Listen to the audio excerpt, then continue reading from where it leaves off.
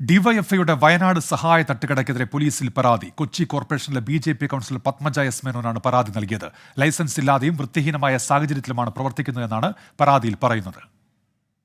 ഇങ്ങനെ നിങ്ങൾക്ക് ലൈസൻസ് ഉണ്ടോ എന്ന് ചോദിച്ചു. അപ്പോൾ അവർ പറഞ്ഞു ഞങ്ങൾ ഡിവൈഎഫ്ഐക്കാരാണ്, കേരളം ഭരിക്കുന്ന പാർട്ടിയുടെ ആൾക്കാരാണ്, ഞങ്ങൾക്ക് ഒരു ലൈസൻസും ഒന്നിനും ആവശ്യമില്ല, ഇഷ്ടമുള്ളത് ഞങ്ങൾ ചെയ്യും എന്ന് പറഞ്ഞു. നമ്മൾ അത് പറഞ്ഞാൽ പറ്റില്ല. അപ്പോഴാണ് ഞാൻ നോക്കുമ്പോൾ ഇങ്ങനെ വയനാട്ടിലേക്കുള്ള തട്ടുകട എന്നൊക്കെ ചെയ്തേക്കുന്നത്. ഞാൻ പറഞ്ഞു ഇത് സ്പെസിഫിക് ആയിട്ട് ലൈസൻസ് വേണ്ട ഒരു കാര്യമാണ്. ആർക്കും എവിടെയും കൊണ്ടുവന്ന് വെച്ച് ഭക്ഷ്യവസ്തുക്കൾ വിൽക്കാൻ പാടില്ല. ഇത് ഓപ്പണായിട്ട് കിടക്കുകയാണ്. ഇതിന് ലൈസൻസ് ഇല്ലാണ്ട് എനിക്ക് അനുവദിക്കാൻ പറ്റില്ല. കാരണം ഹൈക്കോടതിയുടെ ഡയറക്റ്റീവ് ഉണ്ട്. ഹൈക്കോടതി മുതൽ സൗത്ത് റെയിൽവേ സ്റ്റേഷൻ വരെ വെൻഡിങ് പാടില്ല എന്ന്. മേയറിനെ പല പ്രാവശ്യം വിളിച്ചു, മെസ്സേജ് അയച്ചു, മേയർ അറ്റൻഡ് ചെയ്തിട്ടില്ല. ഇന്ന് ഹെൽത്ത് ഇൻസ്പെക്ടർ വന്ന സ്ഥലം കണ്ടു.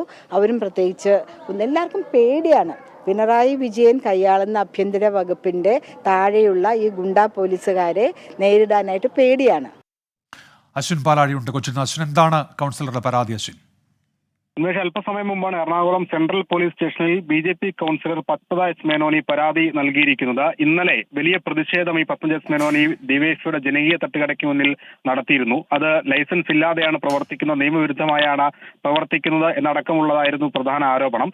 എന്തായാലും അതിന് പിന്നാലെയാണ് ഇന്നിപ്പോൾ നിയമപരമായി തന്നെ മുന്നോട്ട് ഈ തട്ടുകട അടപ്പിക്കാനുള്ള നടപടികളുമായി ബി.ജെ.പി കൗൺസിലർ മുന്നോട്ട് പോകുന്നത്. എന്തായാലും വയനാട്ടിലെ നിരവധി ആളുകൾക്ക് വീട് നഷ്ടപ്പെട്ട നിരവധി ആളുകൾക്ക് വീട് പണിതു നൽകാൻ വേണ്ടിയാണ് ഡിവൈഎഫ്ഐ ഇത്തരത്തിൽ തട്ടുകടകൾ തുടങ്ങി അതിൽ നിന്ന് കിട്ടുന്ന വരുമാനം ഇതിനുവേണ്ടി നൽകുന്നത്. നിലവിൽ അത് തുടരുമെന്നുള്ളതാണ് ഡിവൈഎഫ്ഐയുടെ നിലപാട്. ഇന്നിപ്പോൾ ഏലൂരടക്കമുള്ള കൂടുതലിടങ്ങളിലേക്ക് ബി.ജെ.പിയുടെ പ്രതിഷേധത്തെ തുടർന്ന് തട്ടുകടകൾ വ്യാപിപ്പിച്ചിട്ടുമുണ്ട്.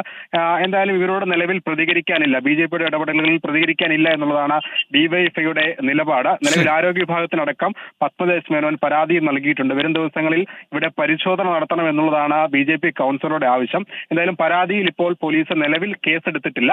കേസെടുക്കുന്നത് വരെ പ്രതിഷേധം മുന്നോട്ട് പോകും എന്നുള്ളതാണ് പത്മജ എസ് മേനോൻ പറയുന്നത്. അശ്വിൻ പാലാഴി വിവരങ്ങൾ നൽകുകയായിരുന്നു.